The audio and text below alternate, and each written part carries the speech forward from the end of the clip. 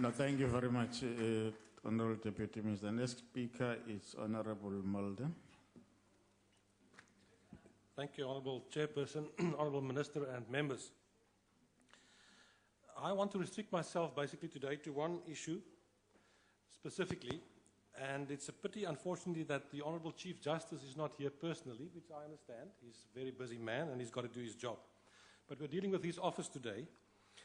And if you look at the report by the Portfolio Committee, it indicates the functions of that office, and it gives us all the functions, but I specifically want to look at two of them. The third one, developing courts administration policy, norms and standards, and the fourth one, supporting the development of judicial policy, norms and standards. Now, if you look at the report itself, then the only reference that you'll find to language, only reference in the whole report, is the second last paragraph in one sentence that says the study of indigenous African law and language is included as a compulsory requirement for the practice of law in South Africa.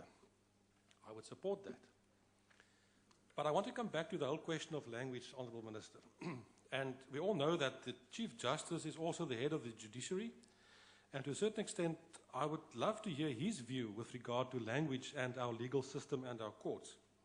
We all understand and understand the importance of English as a language, and we use that for various reasons. But we also are aware of the fact that our Constitution recognizes in Section 6 our 11 official languages.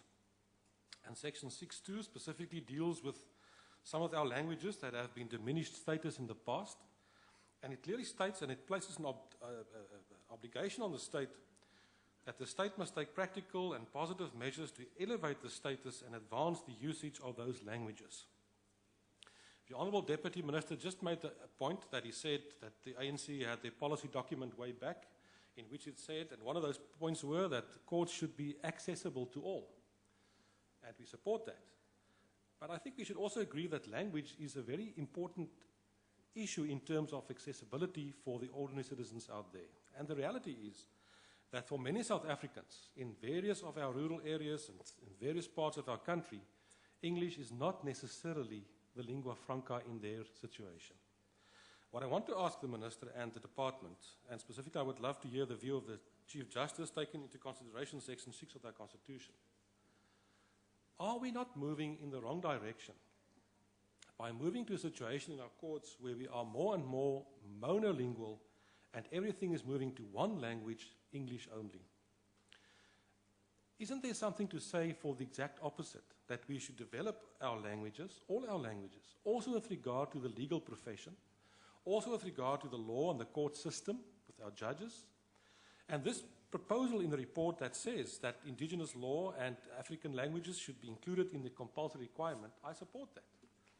But wouldn't it be a good signal to send also to our law schools throughout South Africa that they should not only move to a situation of English only as the only medium of instruction, as if that should be the only requirement?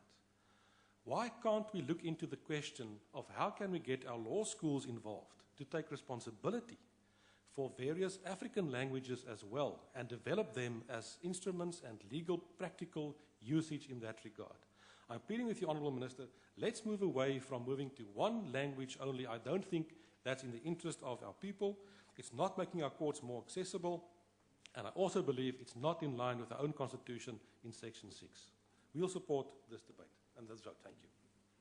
Thank you very